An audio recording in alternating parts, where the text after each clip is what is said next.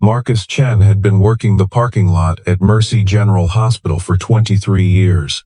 Every morning at 5:30, he'd arrive in his faded blue uniform, thermos of coffee in hand, and unlock the attendant booth that had become his second home. The metal stool inside had molded to his shape over 2 decades. The small radio on the shelf still played the same AM station. The logbook, worn at the edges, contained his neat handwriting documenting every shift since 1999. To most people passing through, Marcus was invisible. Just another face in a fluorescent vest, directing traffic with practiced hand signals, helping elderly patients find their cars, jumping batteries in the winter cold. But Marcus saw everyone. He remembered the nervous parents rushing to the maternity ward, the exhausted surgeons stumbling out at dawn, the families who arrived with hope and left with grief. He had become part of the hospital's architecture, as permanent and unremarkable as the concrete pillars holding up the structure. On a particular Tuesday in October, Marcus was refilling the ticket dispenser when a black Mercedes pulled up to his booth. The window descended to reveal a man in his 60s, silver-haired and sharp-eyed, wearing a suit that probably cost much more than Marcus made in 3 months. "I need to park for about 2 hours, the man said, his voice tight with urgency. Marcus noticed the way his hands gripped the steering wheel, knuckles white. "Take spot 247, second level near the elevator," Marcus replied, handing him a ticket. "It's close to the main entrance. You'll save time." The man looked surprised, then grateful. "Thank you," he said, and something in his tone made Marcus look closer. Behind the expensive cologne and confident exterior, Marcus recognized the expression he'd seen 1,000 times before, the face of someone about to receive news that would change everything. As the Mercedes pulled away, Marcus made a mental note of the license plate, a habit from years of helping distressed visitors relocate their vehicles. He had no idea this simple interaction would transform his life before the day ended. The man returned 4 hours later, not 2.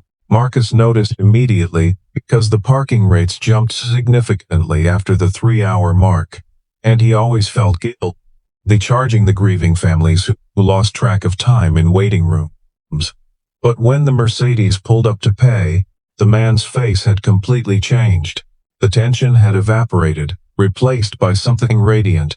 Tears streamed down his cheeks, but he was smiling. "She's going to make it," he said to Marcus, voice breaking. "My granddaughter. They said she had a 5% chance. 5%. But she made it through the surgery." Marcus felt his own throat tighten. "That's wonderful news, sir. That's really wonderful." The man pulled out his wallet. Instead of producing a credit card, he withdrew a business card and pressed it into Marcus's palm. "Robert Kensington," he said. "I'm the CEO of Kensington Pharmaceuticals. That parking spot you gave me, 247, my lucky number. My granddaughter was born on February 47th. The 27th of February. I always transpose those numbers. You couldn't have known. But that small kindness, that specific spot, it felt like a sign when I needed one most." Marcus tried to hand the card back. "I'm glad I could help, Mr. Kensington. But really, I was just doing my job." But Robert Kensington wasn't finished. He pulled out his phone, tapped the screen several times, then showed Marcus a photo of a tiny girl in a hospital bed, hooked to machines but with eyes open and alert. "That's Maya. She's 4 years old. She had a brain tumor they said was inoperable, but Dr. Sarah Chen." He paused, searching Marcus's face. "Any relation?" Marcus's heart stopped. "That's my daughter," he whispered. "She's a neurosurgeon here." Robert Kensington's smile widened. "She operated on my granddaughter. 12 hours she saved Maya's life. And when I mentioned the parking attendant who'd been so kind, who'd given me spot 247, she told me about her father, about you. About how you've worked here for over 2 decades, how you put her through medical school parking cars, how you've never missed a shift, how you know every doctor, every nurse, every patient by name." Marcus felt dizzy. He gripped the edge of the booth. "Mr. Kensington, But the man held up his hand. "I want to give you $2 million, he said simply, "as a thank you, for raising a daughter who saves lives, For the kindness you showed me, for being exactly where you needed to be. The parking lot seemed to tilt beneath Marcus's feet. Marcus stared at Robert Kensington. For a long moment, the words, $2 million. Like a bell that wouldn't stop ringing. Around the cars continued their eternal dance of arrival and departure, horns honking, engines running, the ordinary chaos of a hospital parking lot carrying on as if the world hadn't just split open. Mr. Kensington, Marcus finally said, his voice steady despite the earthquake happening inside his chest, I can't accept that. The older man's expression shifted from joy to confusion. I don't understand. This isn't charity, Marcus. You've earned this. Your daughter saved my granddaughter's life. You helped me in my darkest hour. This money could change everything for you. You could retire, travel, never worry about bills again. Marcus nodded slowly, acknowledging the truth of those words. He thought about his cramped apartment, the water heater that had been broken for 3 weeks, the car that needed new brakes, the way his knees ached after standing all day. He thought about winters when choosing between heating and groceries was a real calculation. $2 million would erase every one of those struggles. It would mean comfort, security, peace, and yet, I appreciate what you're trying to do, Marcus said carefully, more than you know, but I need to decline. Robert Kensington looked genuinely distressed now. Is it pride? Because there's no shame in accepting gratitude. Is it taxes? I can structure it differently. Is it? It's none of those things, Marcus interrupted gently. It's just that this isn't my money to take. Before Kensington could argue further, Marcus pulled out his phone, an old model with a cracked screen that he'd been meaning to replace for 2 years. Can I show you something? He asked. Kensington nodded, bewildered. Marcus opened his voice notes app and scrolled back several months to June. My daughter, Sarah, she leaves me voice messages instead of texts because she knows I'm not great with William all screens. This one is from the night before she performed her first solo brain surgery. She was terrified. Listen. He pressed play, and Sarah's voice filled the small booth, clear and strong, despite the underlying tremor of fear. Dad, it's me. I know you're probably asleep, but I needed to hear your voice, even if it's just your voicemail. Tomorrow I'm doing a craniotomy on a 6-year-old boy. It's my case, my responsibility, and I'm so scared I'm going to fail him. I keep thinking about all the things that could go wrong, all the ways I might not be good enough. There was a pause, the sound of Sarah taking a shaky breath. The voice note continued, and Marcus watched Robert Kensington's face as he listened to Sarah's words. But then I think about you, Dad.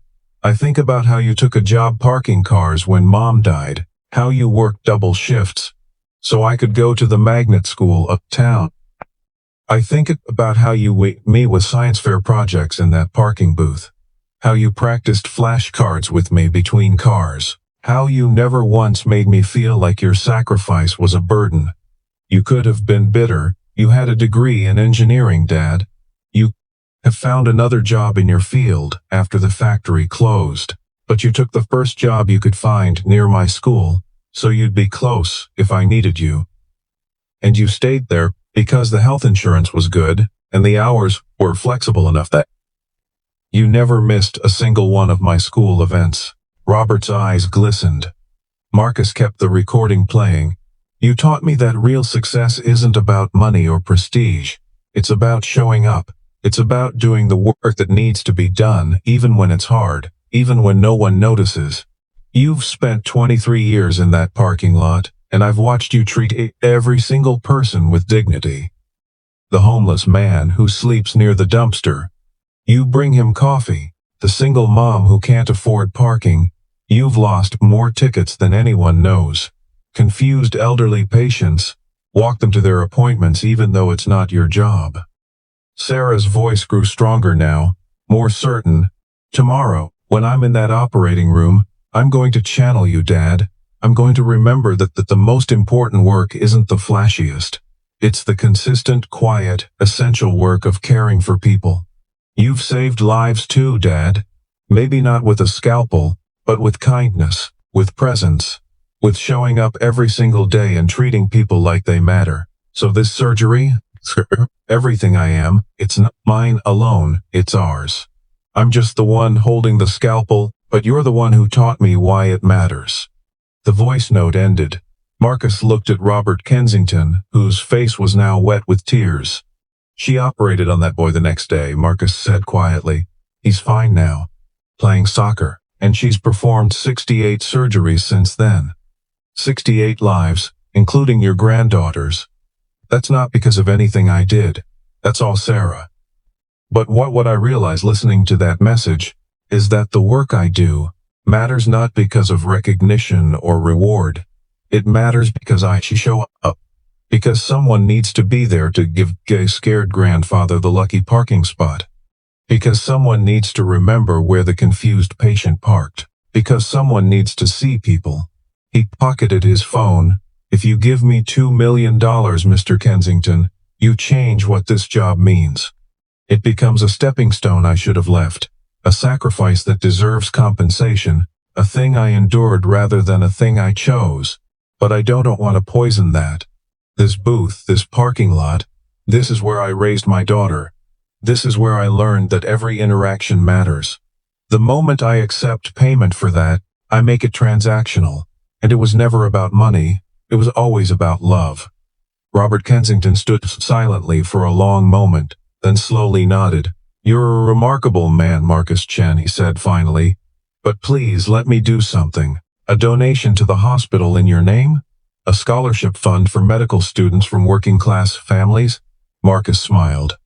That would be perfect, he said. Help other kids like Sarah. That's the real gift. As the Mercedes pulled away, Marcus returned to his booth, refilled his coffee, and welcomed the next car with the same steadfastness he'd offered for 23 years.